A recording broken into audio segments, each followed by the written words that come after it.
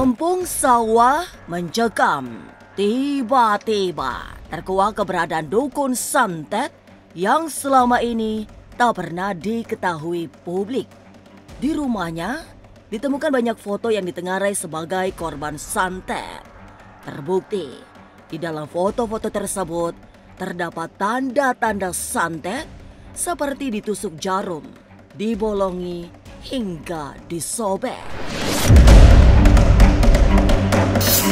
Warga akhirnya menggerebek rumah tersebut.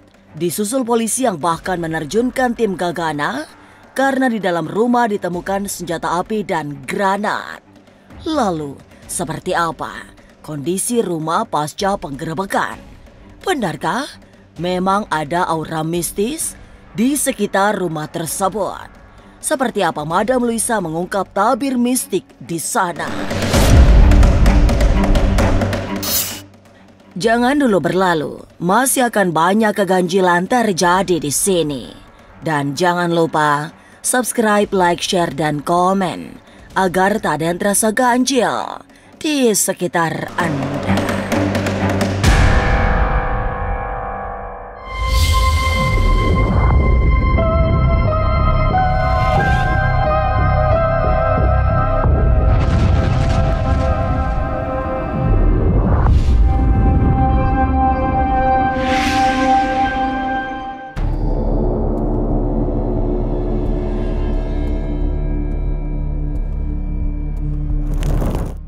Dukun santet dari Ciputat sedang membuat warga tercekat.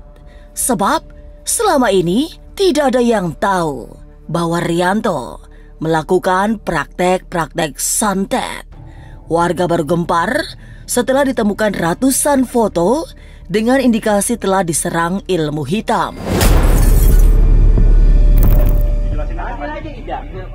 Ida juga ada kok. Orang Ida juga dikenal. Oleh sebab bertambah resah, warga akhirnya menggerebek rumah tersebut serta meminta pelaku bertobat, lengkap dengan surat pernyataan tidak mengulangi perbuatannya.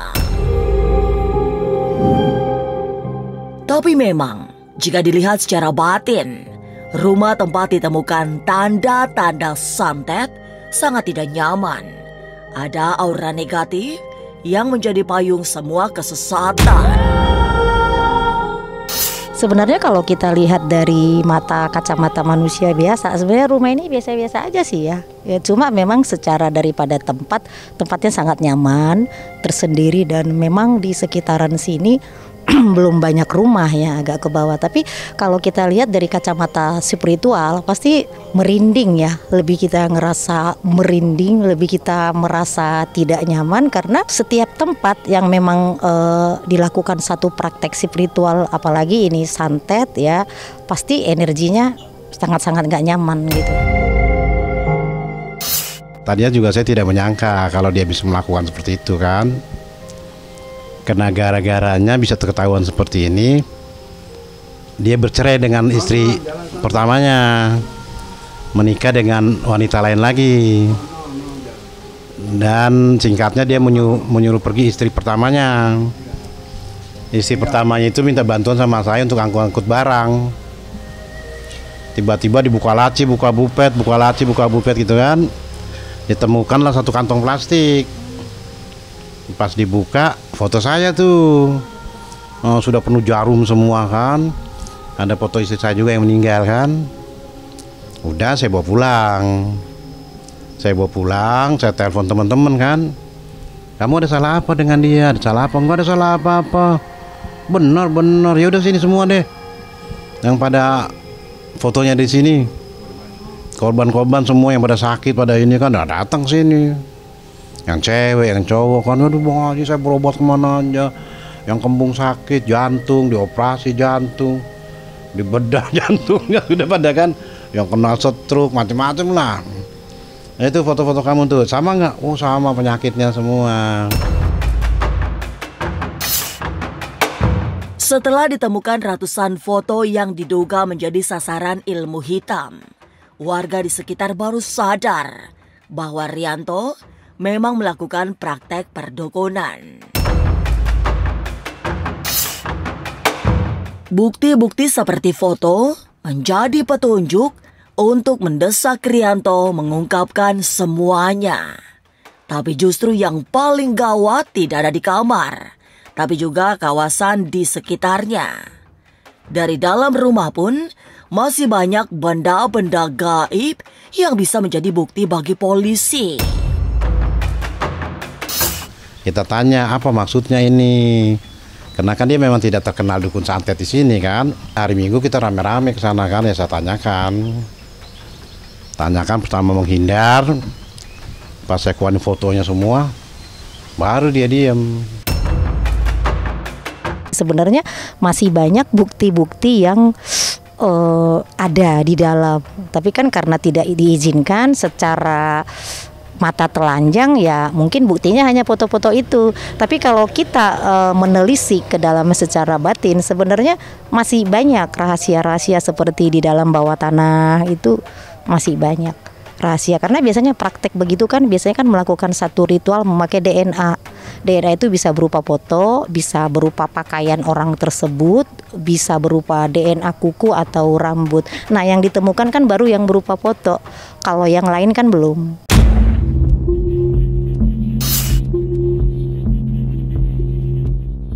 Jejak Rianto sebagai dukun santet boleh saja tak terdeteksi warga. Tapi memang banyak misteri pada pria yang sudah mulai sepuh itu. Salah satu soal kehadiran tim Gegana yang sangat mencolok.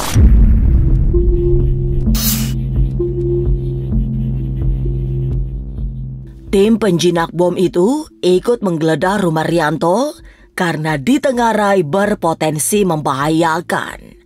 Apalagi di sana juga ditemukan beberapa senjata api dan granat nanas.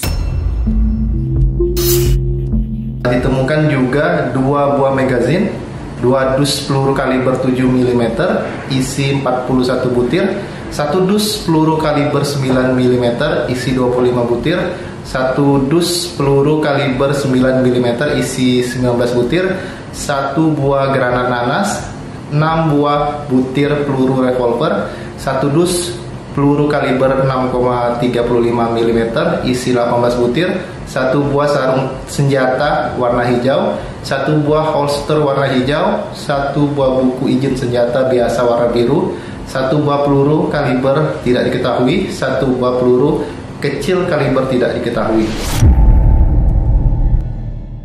Dukun santet dari Ciputat telah meresahkan warga. Setelah digerebek, kini keberadaan sang dukun mulai menimbulkan kecurigaan lain. Tapi, apa sesungguhnya motif pelaku? Benarkah gara-gara rebutan warisan?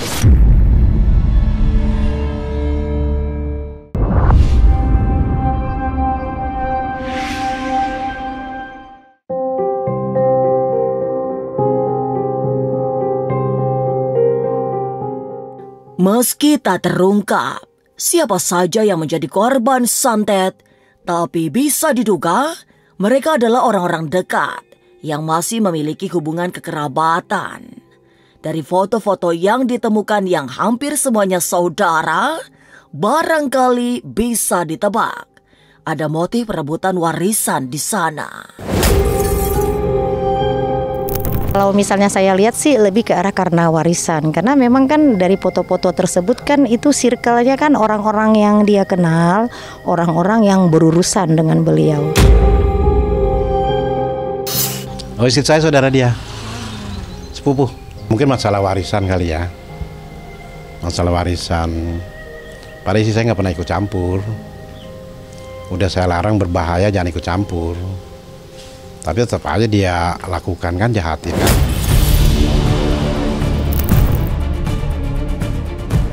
Perebutan warisan yang berujung santet sesungguhnya bukan sekali ini saja ditemukan. Tapi banyak hal menarik yang bisa ditemukan dari lokasi kejadian. Istri Abdul Abbas termasuk yang menjadi salah satu korban.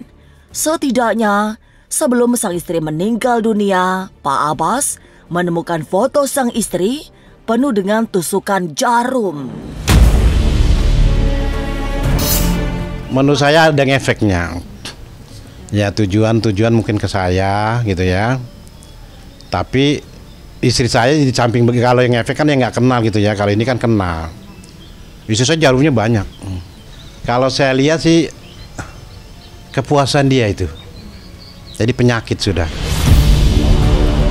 Dari foto-foto yang udah tersebar ya, udah banyak di sosmed internet, sebenarnya begini, misalnya salah satu sebuah foto, nah kita tusuk misalnya bagian area mana, nah biasanya nanti dari non medis akan menjadi medis, biasanya seperti itu.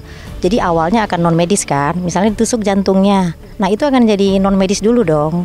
Nah ketika seseorang itu sudah tersugesti bahwasanya saya sakit, maka itu akan menjadi medis. Karena kita sudah tersugesti, aduh saya sakit atau saya kena santet, nah maka akan menjadi medis, biasanya seperti itu. Begitulah cara santet itu bekerja. Biasanya mental dulu sih yang diserang. Kalau sampai disobek biasanya memisahkan. Kalau bolong bisa kalau disobek memisahkan. Kalau bolong itu lebih kayak menusuk sih, menembus energi.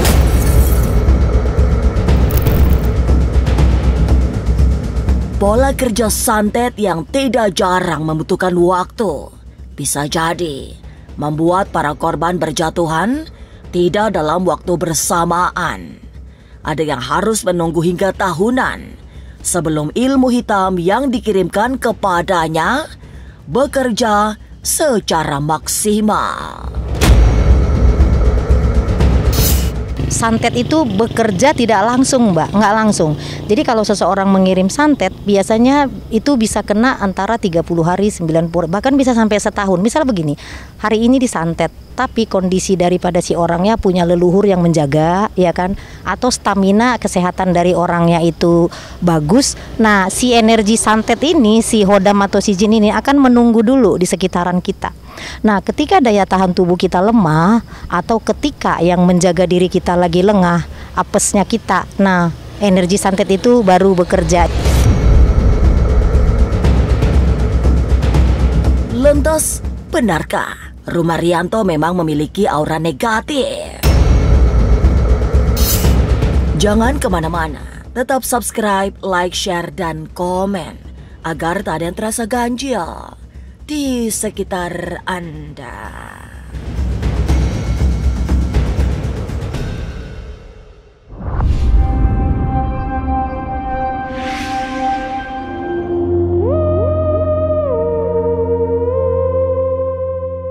Berada di dekat rumah dukun santet dari Ciputat, suasana metafisika terasa sangat kuat.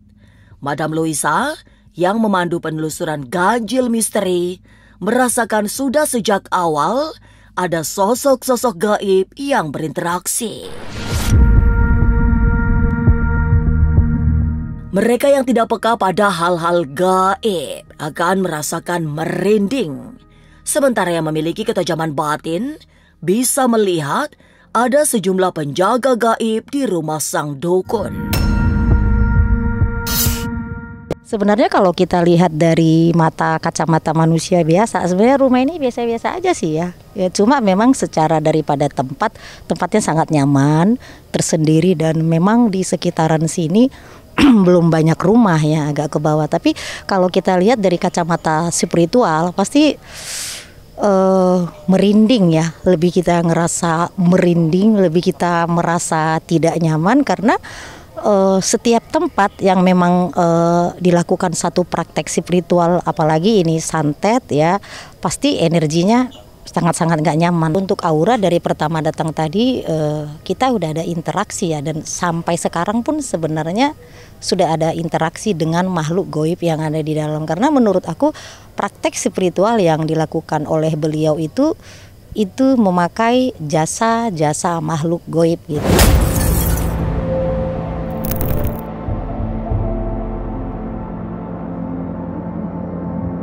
Praktek dukun santet ternyata memang masih terjadi meski dunia sudah dikepung industri dan modernisasi.